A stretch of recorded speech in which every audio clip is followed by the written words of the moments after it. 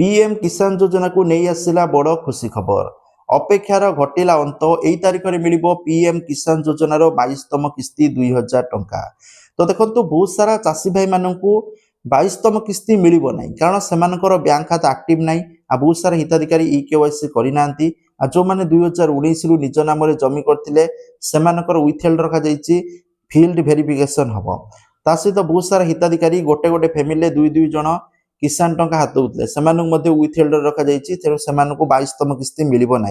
बाकी जो हिताधिकारी रही से 22तम किस्ती ट्रांसफर कर मार्च मास 13 तारिख में पैसा ट्रांसफर कर गणमाध्यम रिपोर्ट रु प्रकाश पाउछि कारण प्रधानमंत्री मोदी आसाम ग्रस्त जीवार कार्यक्रम रही